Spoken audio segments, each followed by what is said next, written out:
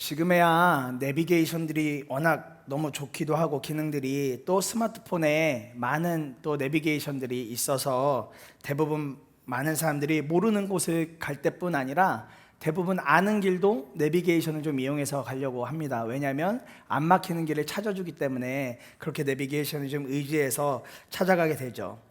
특별히 또 스마트폰에 들어온 내비들은 업데이트도 아주 빨라서 유용하게 사용되어집니다. 그러나 불과 몇 년 전만 하더라도 그냥 기존에 차에 있는 큰 내비게이션들은 여러 가지로 불편한 것들이 있었죠. 주기적으로 업데이트 해주지 않으면 그것도 또 길이 이렇게 우리 눈에는 보이지만 내비게이션은 없어서 이 길이 맞는지 어쩌는지 헷갈리기도 하고, 또 그렇게 또 한번 업데이트 하려면 그것도 뭐 여러 가지를 해야 돼서 번거롭기도 하고 불편하고, 뭐 그렇기 때문에 당연히 아는 길은 그냥 가고, 심지어 모르는 길도 남자분들은 본인의 감을 의지해서 찾아갔던 경험들이 있으실 겁니다. 저 또한 아내와 길을 찾아가면서 몇 번 이런 갯길을 부려본 적이 있어요. 저는 나름 운전을 잘한다 생각하고 길을 많이 안다고 생각해서 그렇게 제 맘대로 많이 찾아갔었습니다. 길을 뭐 잘 찾고 성공을 했으면 좋았겠지만 사실 모르는 곳 그냥 가다가 길을 헤맨 적이 더 많았던 것 같아요. 목적지를 잘 찾아가기보다는 헤매고 그러다가 겨우 내비게이션 켜서 다시 길을 찾아갔던 기억들이 더 많은 것 같습니다. 제 나름 운전을 잘한다는 자부심 하나로 그렇게 했었는데, 그렇기 때문에 아내의 말을 듣는 둥 마는 둥 했었는데, 그러고 나서 많은 어려움들이 있더라고요. 그때 알았습니다. 아내 말을 잘 듣자. 아내 말을 잘 듣자. 아무튼 우리가 길을 찾아갈 때에도 분명한 나침반, 분명한 인도자를 따라서 가야 분명하게 목적지로 잘 찾아갈 수가 있죠. 그런데 그러지 않으면 약속 시간도 늦게 되고 불편해집니다. 그런데 여러분, 그렇게 길을 찾아갈 때 제일 억울한 때가 언제인지 아세요? 제일 억울한 때, 분명히 길을 아는 곳인데 그 길을 헤맬 때입니다. 알고 있는 길인데 헤맬 때, 분명하고 정확한 길을 알면서도 뭔가에 홀린 듯 신호를 하나 건너뛴다거나 골목을 하나 지나가고 나면 그때만큼 억울하고 분할 때가 없습니다. 왜 내가 아는 길인데 놓쳤을까? 왜 분명하게 알고 있는 길인데 이 길이 지나쳤을까? 라고 하면서 혼자 막 별의별 생각을 할 때가 참 많이 있습니다. 오늘 민수기 22장에 보면 딱 이런 사람 하나가 나옵니다. 딱 이런 사람 하나. 그가 가야 할 방향을 너무도 잘 알고 있었지만 자신의 생각을 포기하기 어려웠던 사람입니다. 바로 발람이라는 선지자죠. 오늘 성경에 나오는 발람이라는 선지자입니다. 모압 땅의 왕이었던 발락은 요단강 건너에 이스라엘을 보고 매우 무서워하고 있었습니다. 왜냐하면 그 이스라엘이 아모리 사람들에게 행한 일들을 알고 있었거든요. 그 아모리 땅을 빼앗고 아모리 땅을 접수한 것을 보았습니다. 이에 발락 왕은 발람을 불러서 이 위기를 좀 탈출하고 싶었어요. 탈출할 방법은 발람을 불러서 저 이스라엘을 저주하면, 그래도 이 사람도 선지자니까 저 이스라엘을 저주하면 뭔가 나에게 이득이 되는 일이 일어나지 않을까? 저 이스라엘 백성들에게 좀 어려운 일이 생기지 않을까라는 마음 때문에 그렇게 발람을 불러서 이스라엘을 저주하고 싶었습니다. 그래서 그 발람에게 사람들과 또 심지어 돈, 복채를 보내서 발람에게 와주기를 막 요청을 합니다. 간청을 합니다. 그렇게 첫 번째 방문했을 때 발람이 분명하게 하나님의 말씀을 한 가지 듣습니다. 민수기 22장 12절에 보면 하나님이 발람에게 말씀하셨다. 너는 그 사신들과 함께 가지 말아라. 이집트에서 나온 그 백성은 복을 받을 백성이니 저주하지도 말아라 말씀하고 있습니다. 발람을 찾아온 사람들 앞에 잠시 기다리라고 하고 발람이 하나님의 의견, 하나님의 마음을 구했을 때 하나님의 마음은 가지 말라는 것이었습니다. 더군다나 이스라엘을 저주하지도 말라고 그렇게 이야기를 했습니다. 하나님이 주신 말씀이니 발람이 그들에게 이야기하죠. 발락에게 내가 가지 못하겠다 그렇게 이야기를 하고 가는 것을 그만둡니다. 이 소식을 이제 모압에 있던 발락 왕이 듣게 돼요. 그리고 마음이 급해졌습니다. 그래도 이 사람이 와서 좀 저주를 해줘야 내 마음이 좀 편해지고 저 이스라엘이 잘못되는 걸 보게 될 텐데 왜 안 온다고 할까? 혹시 더 바라는 게 있어서 그러는 거 아닐까? 그러니까 한 번 더 이 발락 왕이 하기를 사람을 더 보내는데 어떤 사람을 보내는가? 처음보다 직위가 높은 사람들을 보냅니다. 고위공직자들을 이제 보내는 거예요. 그리고 한 가지 메시지를 더 전합니다. 발람에게 전하기를 이스라엘만 저주해주면 내가 그 후에는 더 좋은 것으로 보상하겠다고, 더 훌륭한 것으로 보상하겠다고 그렇게 이야기를 전하랍니다. 그런데 한번 상황을 보세요. 다시 그 사람들이 와서 발람을 만납니다. 근데 상황을 보십시오. 이미 일전에 기도해서 발람은 하나님께 음성을 들었습니다. 분명한 음성, 가지 말아라, 저주하지 말아라, 내가 축복할 백성이다라고 분명하게 이야기를 합니다. 그런데 그 음성을 들은 발람이 행동이 이상해져요. 다시 한 번 더 이 사람이 찾아왔을 때 잠깐만 기다려줄래? 그럽니다. 내가 하나님 앞에 한 번 더 물어볼 테니까 잠깐만 기다려줘 이야기합니다. 그걸 민수기 22장 19절에 이렇게 얘기합니다. 그대들은 오늘 밤은 이곳에서 묵으십시오. 주님께서 나에게 무엇을 더 말씀하실지 알아보겠습니다 이야기합니다. 더 말씀하실 것이 있는지 알아보겠다. 주님께 나아가서 나에게 무엇을 더 말씀하실지 물어보겠다고 분명하게 대답하며 시간을 끕니다. 이미 일전에 하나님으로부터 따라가지 말라는 음성을 들었음에도 다시 한 번 더 기도해 보겠다는 명분으로 시간을 끌고 있습니다. 그러고 나니 하나님께서 무엇라 20절에 이야기하시냐면, 그날 밤에 하나님이 발람에게 오셔서 말씀하셨다. 이 사람들이 너를 부르러 왔으니 너는 일어나 그들과 함께 가거라. 그러나 내가 너에게 하는 말만 하도록 하여라 말씀합니다. 주님이 말씀을 주시고는 가라고 하십니다. 겉으로 보면 하나님의 응답 같아요. 한 번 더 물어보고 거기에 대한 분명한 응답 같습니다. 그러나 그렇지 않음을 우리가 오늘 읽었던 본문에서 살펴볼 수 있습니다. 정확한 응답이 아니었다는 거, 정확한 하나님의 인도하심이 아니었다는 걸 우리가 알 수 있습니다. 저는 민수기 22장을 묵상하면서 하나님의 마음과 우리의 마음이 전혀 다르게 반응하는 요점이 무엇인가 묵상하게 되었습니다. 하나님의 반응과 우리의 반응이 전혀 다르게 움직이는 요점이 무엇일까? 우리가 기도를 해도 하나님 말씀 앞에 다 순종하는 것이 아니라 여전히 내가 원하는 응답을 다 만들어 놓고 기도하는 실수를 하고 있음을 보게 되었습니다. 이미 내가 원하는 대답, 원하는 응답은 다 만들어 놓고 거기에 마치 하나님의 이야기를 끼워 맞추듯이 하려고 하는 우리의 악한 마음이 있는 것을 보게 되었다는 겁니다. 완전히 순종할 용기가 없는 기도, 완전히 순종할 용기가 없는 하나님의 마음을 구하고 있는 모습을 이 발람의 모습 속에서 보게 되었습니다. 하나님은 결국 우리가 고집을 꺾지 않고 우리 뜻대로 살기 원한다면 그저 그 길을 가게 하십니다. 우리가 고집을 꺾을 어떤 마음도 없다면 그저 그 길을 가게 하세요. 그런데 방치가 아닙니다. 반복적으로 넘어질지라도 하나님의 마음을 알게 하시려는 선한 의도를 갖고 계신 분이 하나님이라는 겁니다. 실수하고 넘어져도 결국 그 길 끝에 하나님이 원하시는 방법을 알려주시려고 하는 선한 하나님의 의도가 있다는 겁니다. 오늘 이 발람의 이야기가 우리 믿음의 방향성을 정할 수 있는 귀한 말씀이 되어지기를 간절히 소망합니다. 발람의 이야기를 통하여 우리 삶에 분명한 믿음 하나가 부어지기를 간절히 소망합니다. 첫 번째로, 하나님은 우리의 잘못된 선택을 막아서는 분이라는 겁니다. 하나님은 우리의 잘못된 선택을 막아서시는 분. 22절부터 26절에 보면, 그러나 그가 길을 나서는 것 때문에 하나님이 크게 노하셨다. 주님의 천사가 그의 대적자가 되어서 길에 서서 가로막았다. 발람은 자기 나귀를 탄 채로 있었고 그의 두 종이 그와 함께 있었다. 나귀는 주님의 천사가 칼을 빼어 손에 들고 길에 선 것을 보고 길을 벗어나 밭으로 들어갔다. 발람은 나귀를 때려서 다시 길로 들어서게 하였다. 그러자 주님의 천사가 이번에는 두 포도원 사이에 좁은 길을 막았었다. 길 이쪽에도 담이 있고 길 저쪽에도 담이 있었다. 나귀는 주님의 천사를 보자 이쪽 벽으로 몸을 바짝 붙여 발람의 발에 벽을 긁히게 하였다. 그러자 발람이 나귀를 한 대 더 때렸다. 그때 주님의 천사가 앞으로 더 나아가 오른쪽으로도 왼쪽으로도 피할 수 없는 좁은 곳에 섰다 말씀하고 있습니다. 발람은 발락이 보낸 더 좋은 조건을 이제 더 이상 무시할 수가 없었습니다. 그 마음에 다른 조건들과 상황들이 보였기 때문입니다. 보내온 사람들의 직위도 그렇고 후일에 대한 보상이라는 그 조건들도 전혀 무시할 수가 없었습니다. 그런데 한 가지 한계가 있었습니다. 이 발람에게 있어서 한 가지 한계는 자신이 하나님이라는 큰 존재를 넘어설 수 없었다는 겁니다. 왜냐하면 명색이 선지자였기 때문에요. 선지자였기 때문에 하나님이라는 큰 존재를 스스로가 넘어설 수는 없었습니다. 그 고의적으로 하나님의 뜻을 거절할 수 없었다는 이야기죠. 그러니까 한 번 더 기도해 봤던 겁니다. 그러니까 한 번 더 기도해 봤던 거예요. 이미 발람의 마음과 발람의 생각엔 저거 가야 되는데 그러나 형식적으로 예의상 하나님 앞에 한 번 더 기도를 했던 겁니다. 그리고 하나님의 가라는 응답을 받았을 때 발람은 나이스! 이제 갈 시간이다. 하나님이 나에게 응답하셨네. 하나님이 나에게 좋은 길을 인도하시네. 그렇게 생각하고 그 길을 그냥 나간 것입니다. 한 번 더 기도한 것이 그 스스로에게는 너무나 잘한 일이라고 생각되어졌을 겁니다. 마치 우리가 지난 수요일 저녁에 말씀을 들었는데 우리 송 목사님 통해 말씀을 들었던 요나 같은 마음이지 않았을까 싶습니다.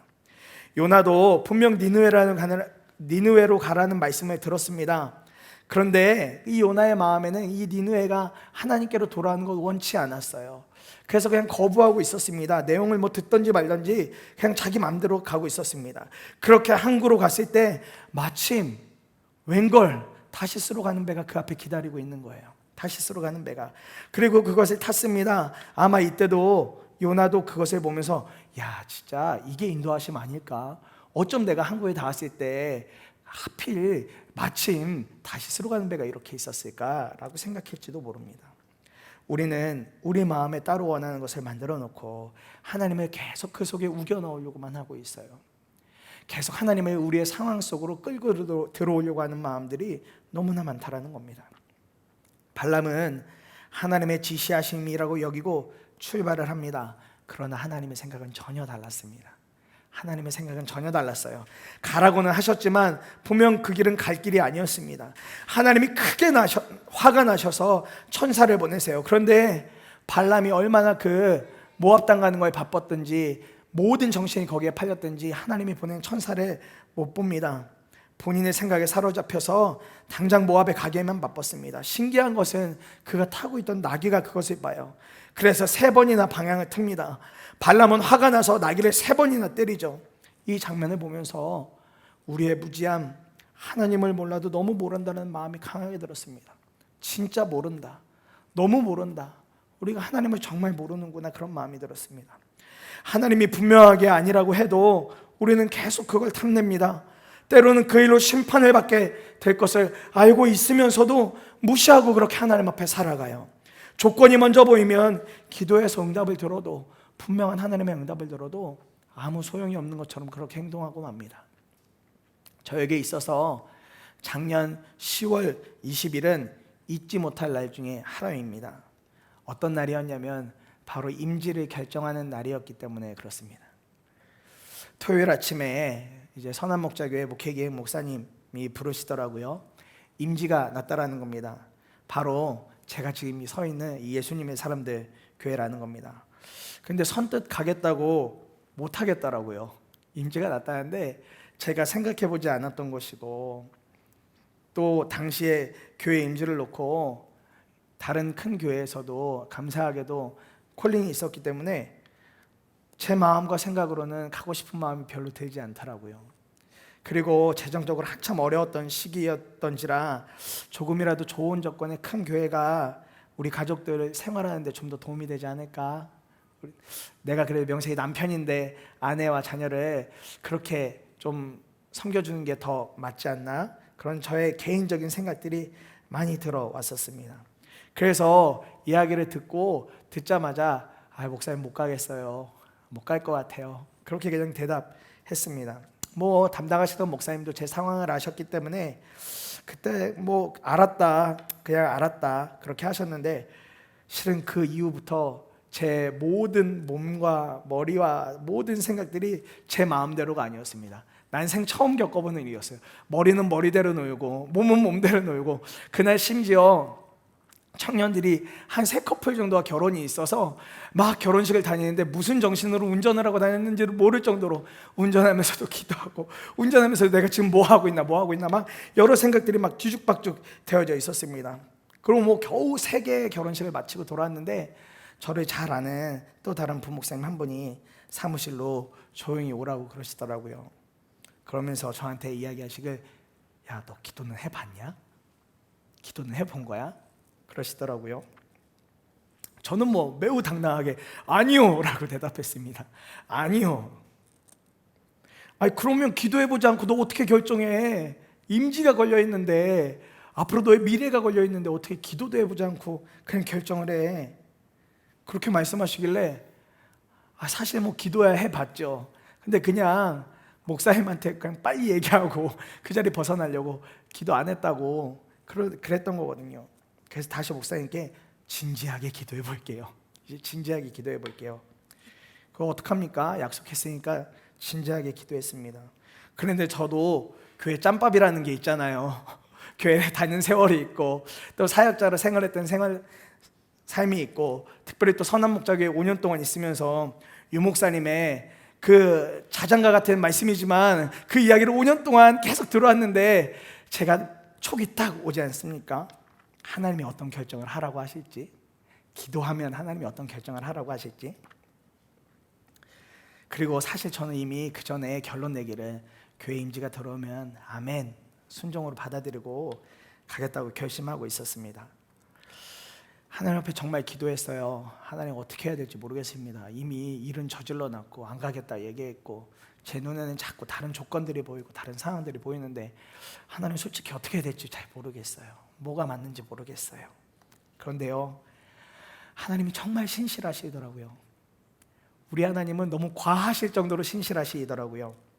결국 기도하니까 하나님께서 지난 제가 처음 와서 수요일 저녁에 전했던 말씀을 혹시 기억하실지 모르겠는데, 여호수아 3장과 시편 23편 4절의 분명한 말씀을 통해서, 왜 두려워하냐? 뭐가 그렇게 어렵냐? 사망의 음침한 골짜기로 가도 내가 너와 함께하고 있다니까. 물론 여기가 사망의 음침한 골짜기라는 거 아닙니다, 저희 교회가. 그러나 그때 당시 제 마음에는 조건들이 보였기 때문에 그런 마음이 들었었어요. 근데 하나님 분명하게 알려주시더라고요. 내가 같이 있잖아. 내가 같이 있잖아. 뭐 그래도 버티고 버텨봤습니다. 하나님 아닐 거예요. 하나님 아닐 거예요. 제 눈에 진짜 다른 교회가 보인다니까요. 하나님 아니죠 하는데 하나님은 동일하셨습니다. 그렇게 발버둥치면 발버둥칠수록 오히려 저의 믿음 없음이 너무나 부끄러웠습니다. 그래서 어떡합니까? 다시 말씀을 순종하기로 하고 목회계획 목사님 만나고 정확한 마음을 전하는데, 그러니까 숨이 쉬어지더라고요. 그러니까 크게 숨이 확 하고 쉬어지더라고요. 꽉 막혀있던 제 마음이 살 것 같았습니다. 그리고 평안이 찾아오는 것을 경험할 수 있었습니다. 하나님의 일을 알기에 기도를 피하고, 기도하고 나서도 한참이나 제 생각 가운데 붙들려 있었는데, 하나님은 가장 정확한 방법으로 제 삶을 인도해 주셨습니다. 그리고 지금 교회 와서 사역을 하면서 반년이 지났는데 하나님이 보내주신 분명한 이유도 보이고, 사실 교회에서 정말 많은 은혜를 누리고 있습니다. 성도님들은 저를 통해서 어떤 어려움이 있으신지는 모르겠지만 저는 아무튼 많은 은혜를 누리고 있습니다. 가정 역시도 많은 은혜를 누리면서 그렇게 매일매일을 기쁘게 사역하고 있습니다. 조건이 눈앞에 먼저 보이게 되면 하나님이 아무리 여러 방편으로 길을 막아서고 돌아서게 해도 그 길을 쉽게 가겠다 말하기가 어렵더라고요. 내 삶의 조건이나 상황만 바라보면 우리가 얼마나 많은 부분에서 하나님의 소리, 하나님의 음성을 놓치고 사는지 모릅니다. 자꾸 조건이 보이고 상황이 보이면요, 저와 여러분 대부분 하나님이 하시는 하나님의 음성을 듣고 살아간다는 사실을 혹시 아십니까? 그런데 잘 생각해 보면요, 하나님의 음성은 참 동의하기 어려운 음성이고, 나의 이야기는, 내 마음의 소리는 참 편하고 동의가 잘 된다는 거예요. 한번 여러분들 생각해 보세요. 하나님의 음성에 한 번에 순종이 되시던가요? 그 길이 너무 커 보이고 그 길이 너무 편해 보이던가요? 반대로 제 생각과 제 마음의 소리는 어떻던가요? 와, 진짜 커 보이고 진짜 저기로 가면 진짜 고속도로처럼 아우토반처럼 쭉 달려갈 것 같은 마음이 들지 않으시던가요? 이미 그 마음이 가고 싶어서 꿈틀대고 있을 때 이 발람에게 들려온 하나님의 음성은 동의가 되지 않는 음성이었어요. 동의가 되는 음성이었어요. 첫 번째 음성은 발람에게 동의가 되지 않는 음성이었지만, 하나님이 그래도 이제 가라, 그냥 가라고 했을 때 그 음성은 발람에게는, 이야, 하나님이 진짜 신실하셔서 나에게 제대로 응답해 주셨네라고 하는 동의가 되어지는 그의 마음의 소리였다라는 겁니다. 그런데 여러분, 이 모습 그대로 우리 모습 속에서 일어난다는 것을 우리는 기억해야 됩니다. 주로 하나님이 어떤 음성을 우리에게 주실까요? 우리가 예배 시간에도 많이 듣고요, 사실 삶 속에서도 많이 느끼고요, 저희 게시판만 가도 하나님의 음성을 우리가 많이 볼 수 있습니다. 어려워도 사랑해야 된다, 말씀 읽자, 기도하자, 전도하자, 예배에 나오자. 저 뒤에 보면 이제 제자 훈련 신청하라고도 붙어있고, 또 지난 여름에는 선교 가자라고도 붙어있었고, 정말 하나님의 음성이 계속해서 쏟아지고 있습니다. 그런데 하나님은 이렇게 우리에게 점점 더 믿음의 분량에 따라 어려운 요구를 하시기도 하거든요. 그런데 그런데 우리의 내면의 소리는 어떻게 되죠? 사랑할 사람만 사랑하자. 말씀, 기도, 전도 시간이 되면 해야지. 시간이 되면 하는 거지. 예배? 예배도 상황에 따라 나갈 수 있는 거지. 내가 바쁘고 분주하면 어려운 거지. 이런 음성이 먼저 들리지 않나요? 제자 훈련 뭐 그거 다음에 해도 되는 거 아니야? 선교도 뭐 굳이 뭐 올해 꼭 가야겠어? 다음에 그냥 기회 되면 그때 가면 되지. 그게 우리의 내면의 소리이지 않습니까? 하나님의 분명한 초청이 있음에도 불구하고요, 내가 바라는 결론 다 내려놓고 하나님의 음성 들으려고 하니까 하나님의 진심이 느껴지지 않는 것입니다. 이미 결론을 다 내놓았기 때문에요. 그러니 하나님이 어떻게 하겠습니까? 낙이라도 사용하셔서 방법을 틀어보려고 하시는 겁니다. 도저히 안 되니까요. 도저히 발람도 안 되고 우리의 삶도 안 되니까 하나님이 우리 인생 가운데도 나귀와 같은 사람을 보내서 때로는 정신 차리게 하시고, 하나님이 이 발람에게 나귀를 통해서 그렇게 역사하시는 겁니다. 하나님의 원리는 아주 단순합니다. 내가 말할게, 그 말대로만 한번 가봐. 내 이야기를 좀 듣고 내 방법대로 한 번만 가봐. 이게 하나님의 음성이거든요. 그러나 우리의 원리는 내 인생길 내가 정할게요. 하나님 보면 도와만 주면 되잖아요. 내가 다 세팅하고 내가 다 만들어 놓을 테니까 하나님 그냥 도와만 주세요. 이렇게 말씀하고 있는 겁니다. 그렇게 결론 내고 있는 겁니다. 바뀌어야 돼요. 이제 이것이 바뀌어지지 않으면 하나님은 계속해서 길을 막아서고 또 막아설 것이 분명하기 때문에 그렇습니다. 언제까지 하나님 막으시는 그 벽 앞에 서 계실 겁니까? 언제까지 그 벽에 마주해서 자꾸 뒷걸음질만 치시겠습니까? 이런 발람에게 하나님은 더욱 분명하게 메시지를 주시려고 합니다. 두 번째로, 하나님은 여러 방법으로 마음을 분명하게 전하시는 분이라는 겁니다. 여러 방법으로요. 28절부터 말씀을 보면, 그때 주님께서 그 나귀의 입을 여시니 그 나귀가 발람에게 말하였다. 제가 주인 어른께 무슨 잘못을 하였기에 저를 이렇게 3번씩이나 때리십니까? 발람이 나귀에게 대답하였다. 너는 나를 놀림감으로 여기느냐? 내가 칼을 가지고 있었더라면 이 자리에서 너를 죽였을 것이다. 나귀가 발람에게 말하였다. 저야말로 오늘까지 어른께서 늘 타시던 어른의 나귀가 아닙니까? 제가 언제 이처럼 버릇없이 군 적이 있었습니까? 발람이 대답하였다. 없었다. 그때 주님께서 발람의 두 눈을 열어주셨다.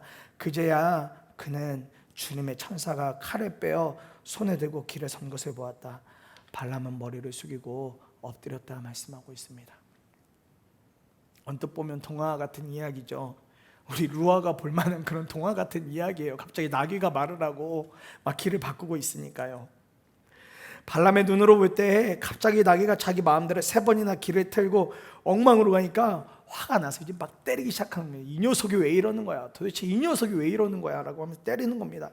그런데 3번째 때리고 났을 때 주님께서 이 나귀의 입을 여세요. 그리고 그 짧은 대화 끝에 주님께서 발람의 눈을 열어주셔서 그제서야 주님의 천사를 보게 하십니다. 주님의 천사를 보게 하세요.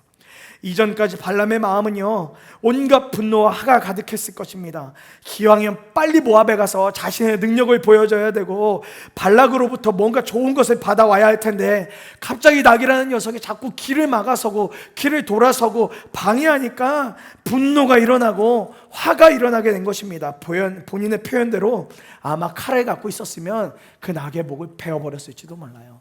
방해거리라고 여겨졌으니까요. 방해거리라고 여겨졌을 거니까요. 그 정도의 분노였습니다. 그런데 왜 이 발람 보면서 자꾸 제 모습 같죠? 왜 이 발람 보면서 자꾸 우리의 모습 같죠? 자기 뜻대로 안 된다고 화내고 분노하면서 아무것도 보지 못합니다. 내 뜻대로 안 되면 막 어떻게 하지 못해서 몇 날 며칠 막 거의 죽어 화가 나고 분노가 일어나고요. 평소에 안 하던 행동을 하는 나귀가 왜 이런 행동을 하는지보다는 빨리 모압으로 가지 못하는 상황만 보고 화가 머리끝까지 지금 발람이 나 있습니다. 하나님의 결정에 순종하는 듯 하지만 실상은 내가 내린 결론 가지고 빠르게 진전하고 싶어서 안달이 난 이 발람에게 하나님께서 나귀를 통하여 그제서야 눈을 열어주신 거예요. 너 왜 화내냐고, 너 왜 분노하냐고.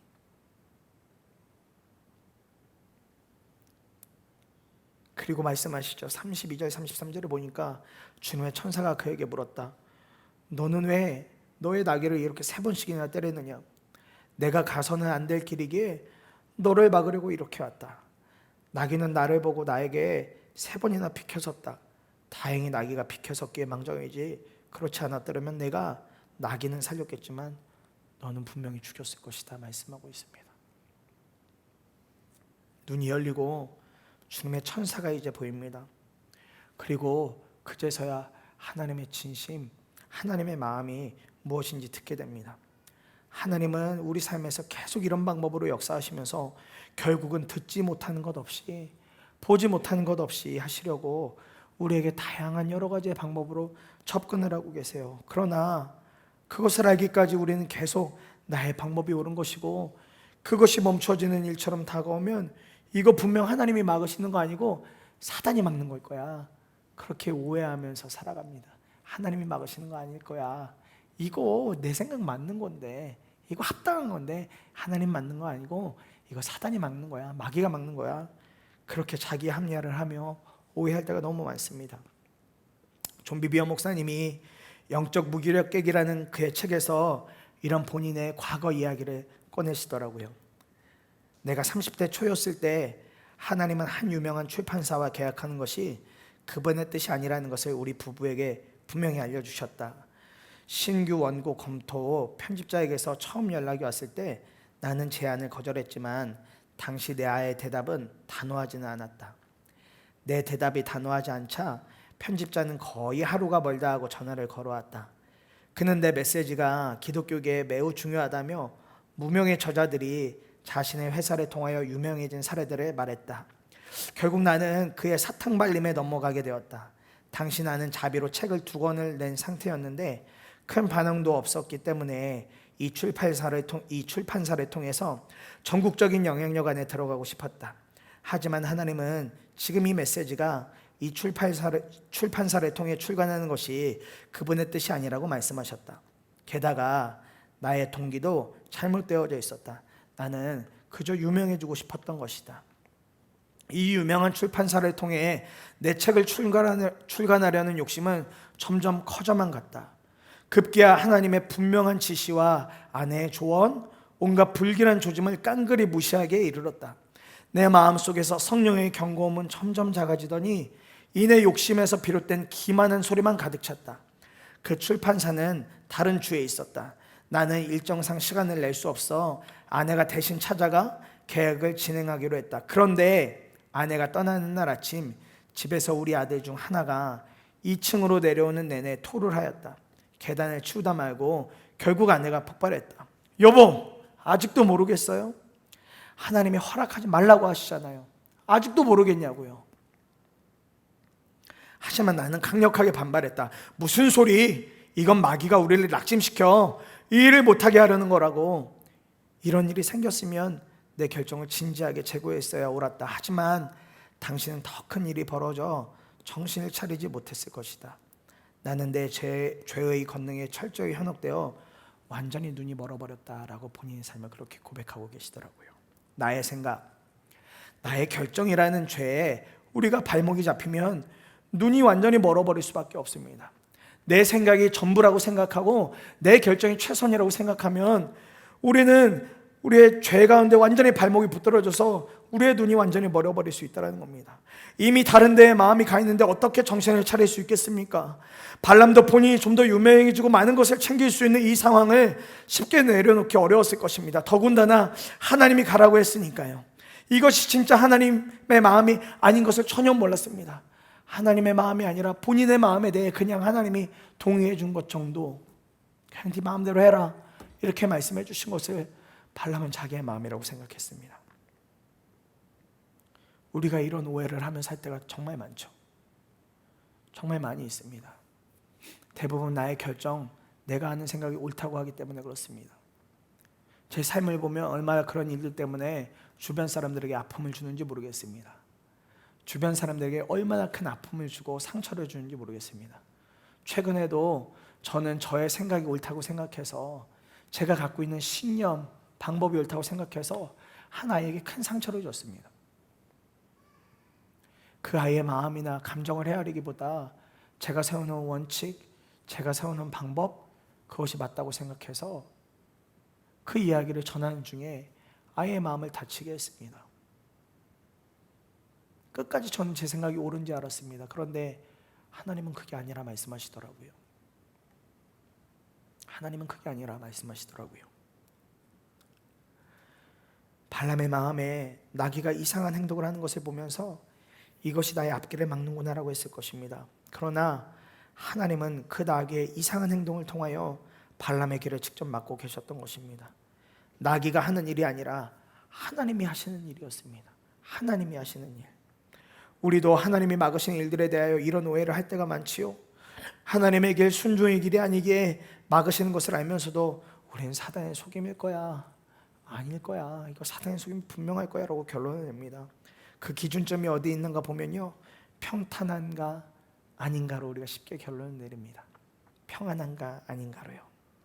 내가 결정하고 가는 길에 문제없이 무탈하면 그것이 하나님의 뜻이고, 그렇지 않고 내 고집대로 결론을 내서 하나님이 그것을 분명하게 하나님이 막으시면 하나님께서 하신 일이 어느 순간에 사단의 속임으로 둔갑해버리는 실수를 수도 없이 하며 살아가죠. 진짜 하나님의 마음은 막는 것이 맞음에도 불구하고요. 왜 그럴까요?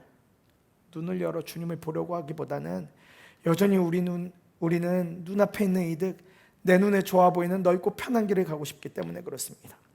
발람은 지금 두 가지 길에서 엄청나게 마음이 쉽지 않았을 것입니다. 발락 왕의 요구와 하나님의 금지라는 선 사이에 발람은 엄청나게 고민이 되었을 겁니다. 엄청나게 그 마음이 어렸을 겁니다.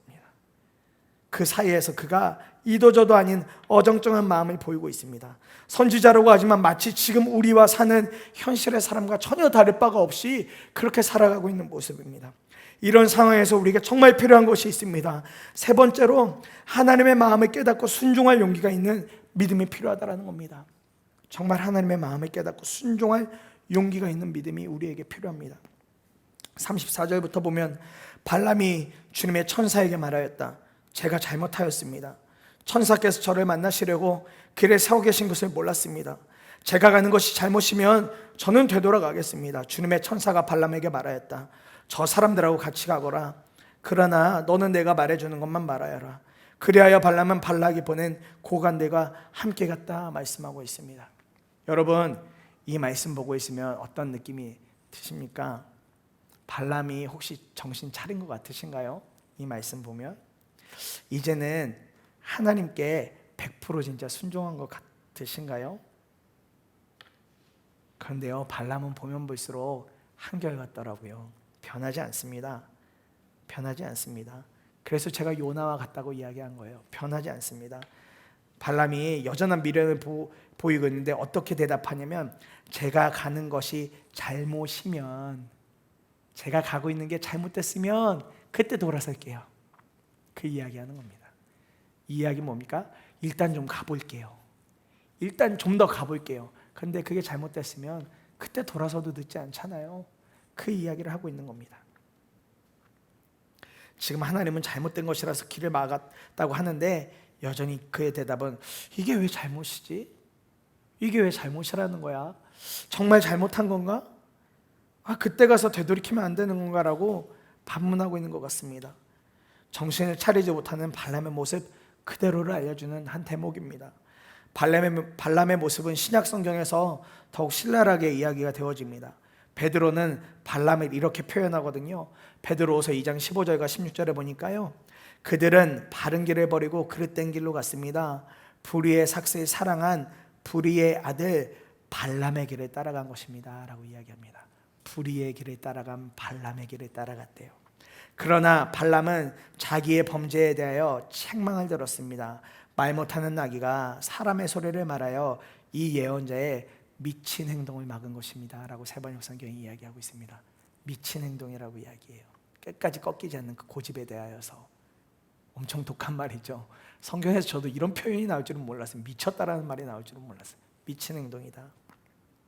베드로 사도는 거짓 예언자들의 행실에 대하여서 베드로후서 2장 15절에서 말하면서 발람이라는 이름을 콕 집어서 말한 겁니다.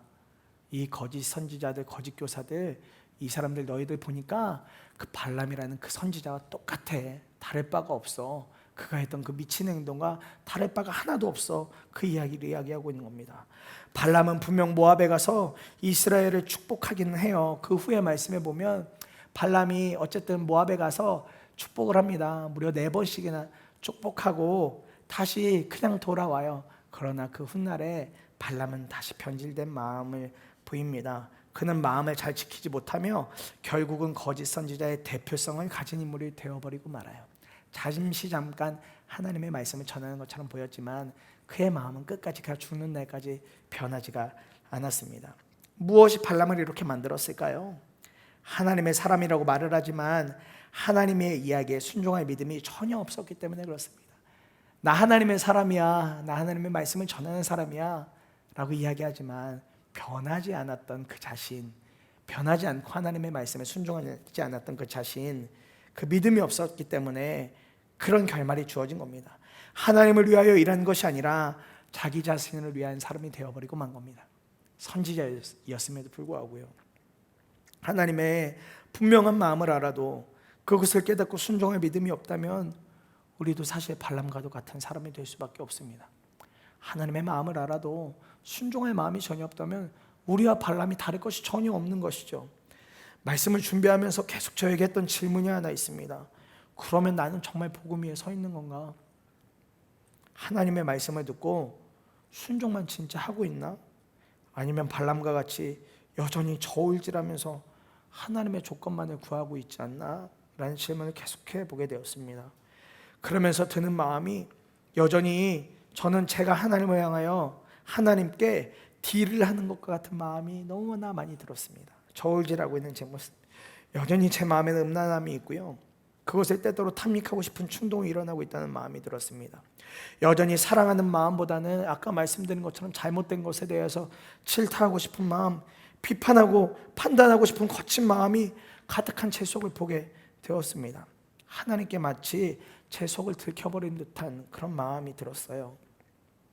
그런데 더 비참하고 어려웠던 것은 바로 그런 생각을 하고 충동이 들 때도 여전히 제 마음에 하나님이 계시면서 그것을 다 알고 계셨다는 겁니다.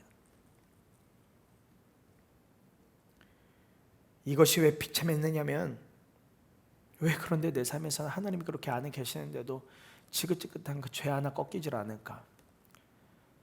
나만 생각하는 이기적인 마음이 왜 꺾이지 않을까? 여전히 다른 사람을 배려하기보다 여전히 나라는 중심을 왜 벗어나지 못하고 있을까라는 여러 마음이 들었기 때문입니다. 그런데 발람의 모습을 보며 알았습니다.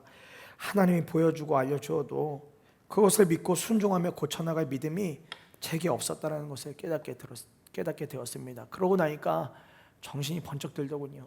정말 정신이 번쩍 들더군요. 야, 나 이러다 발람 같은 사람 되는 거 아닌가? 내가 목사라고 말하지만 발람 같은 목사 되는 거 아닌가? 그런 마음이 제 안에 들면서 정신이 번쩍 들었습니다. 발람은 그런 결정을 잘 하지 못했지만 분명 성경에는 자신을 향한 하나님의 진짜 마음을 알고 돌이킨 사람이 있다는 것을 그래서 찾아보게 되었습니다. 그러면서 정말 하나님의 말씀을 꼭 붙들었습니다. 어느 사람이냐면 바로 다윗이었습니다. 다윗. 그가 밧세바를 취하기 위하여서 우리아를 전쟁의 선봉에 내보내고 의도적으로 죽게 만들죠. 그리고는 자연스럽게 밧세바를 아내로 맞아들입니다. 그리고 시간이 지났을 때 하나님은 나단 선지자를 다윗에게 보내어 이야기를 하나 하게 하십니다. 어떤 성읍에 두 사람이 사는데 부유한 사람과 가난한 사람이 있다는 겁니다. 부자야 당연히 가진 것이 너무나 많지만 가난한 사람은 오직 어린 암양 하나만 가지고 있었습니다. 그런데 어느 날 이 부자에게 손님이 막 찾아왔습니다. 그래서 손님이 찾아와서 대접을 하려는데 부자가 생각해 보니까 자기 걸로 하기는 싫은 거예요. 부자임에도 불구하고. 그런데 그 가난한 사람이 갖고 있던 양 한 마리가 보이는 겁니다. 그래서 그 양을 가지고 대접한 이야기를 다윗에게 나단 선지자가 합니다. 그러고 나니까 다윗이 난리가 나죠. 도대체 그런 인간이 어딨냐고, 도대체 그런 사람이 어딨냐고. 그가 암양을 4배로 갚아야 된다 말을 합니다. 또 그런 일을 한 사람은 죽여야 마땅하다고 이야기합니다. 그때 나단이 이야기하죠. 그분이 바로 당신이라고. 그분이 바로 당신이라고 이야기합니다. 바로 임금 다윗이라고요. 그리고는 하나님의 이야기를 전합니다. 그때 다윗이 어떤 반응을 합니까? 듣기 싫어, 비켜, 네가 뭔데? 이런 반응을 하나요? 아니죠. 회개합니다. 모든 것들을 다 자백하고 회개합니다. 하나님이 아니라고 하는 일에 대하여 인정하고 하나님의 말씀에 그냥 순종하는 모습을 보입니다. 아마 발람이 하나님의 말씀 앞에 제가 잘못된 길로 갔습니다, 진짜 되돌아가겠습니다, 지금 바로 돌아서겠습니다 라고 했다면 발람의 인생은 달라졌을 겁니다. 지금 곧바로 그 자리에서 돌이키겠습니다라고 했으면 그의 인생은 달라졌을 거예요. 그러나 그놈의 미련이라는 것이 무엇인지 그것을 버리지 못하고는 그냥 하나님이 가라는 빗말가루 같은 말만 마음에 담고 길을 떠나는 발람, 그의 인생은 정말 최후가 엉망이 되어진 삶을 살게 되어진 것입니다. 여러분, 하나님의 마음을 진짜 알고 돌아서는 용기와 순종이 우리에게 정말 필요합니다. 하나님의 진짜 마음을 알고 돌아설 용기가 필요해요. 이것이 없다면 우리는 지금도 여전히 하나님께 거짓말을 하거나 여전히 세상의 요구와 하나님의 금지 사이에서 저울질하는 교만한 쇳덩어리밖에 되지 않습니다. 근데 여러분, 우리 같은 쇳덩어리를 위해 누가 오셨습니까? 예수 그리스도가 오셨죠. 여러분과 저의 마음에요. 여러분과 저의 마음에 그 오물과 같고 시커멓고 더럽고 추하고 냄새나고 선한 것이 하나도 없는 우리의 마음에 예수 그리스도가 오셨습니다. 그리고 예수 그리스도가 우리의 마음에서 계속 알려주세요. 돌아서야지, 바꿔야지. 그런데 용기가 없어요. 지금 돌아서면 죽을 것 같아요. 어려워요. 어떻게 순종만 하며 살죠? 저도 하고 싶은 게 더 많은데요. 여전히 하나님의 음성과 우리의 음성이 계속해서 충돌하고 있습니다. 서도에 말씀드린 것처럼 내 생각으로만 결정하고 길을 가다 보면요, 아는 길도 어그러지고 엄한 길로 갈 수밖에 없습니다. 아니, 전혀 다른 길로 가고 있을지도 모릅니다. 그러나 내 인생이 나의 것이 아니라 하나님의 것이라고 정말 믿는다면 이제는 눈에 보이는 환경이나 조건을 따라가는 삶이 아니라 여러 통로를 통하여 말씀하신 하나님의 음성에 귀를 기울이고 하나님의 말씀에 대한 용기 있는 결단과 순종이 필요하다 싶습니다. 사랑하는 성도님들, 뒷걸음치지 마십시오. 우리 안에 예수 그리스도가 계십니다. 우리를 끝까지 응원해 주신 예수 그리스도가 계세요. 어려워 보이는 것 같지만 하나님은 분명하게 말씀하세요. 그 길이 너의 눈으로 보기에는 사망의 길 같고 어려운 길 같지만 내가 함께하고 있다니까. 내가 말하는 그 길로 가자. 내가 이야기하는 그 길로 돌아서자. 하나님은 오늘도 저와 여러분에게 그렇게 말씀하고 계십니다. 이제는 하나님의 마음을 전심으로 깨닫고 되돌아서는 순종을 하기를 우리가 발람의 모습을 통하여 교훈을 얻고 결단을 하는 이 밤이 되어지기를 간절히 소망합니다. 발람의 모습을 통하여 하나님은 우리에게 분명한 메시지를 주셨습니다. 하나님의 진짜 마음을 알고 되돌아서는 용기와 순종이 필요하다는 것을. 오늘 이 시간 우리가 함께 찬양하고 3번에 나누어서 함께 기도하겠습니다.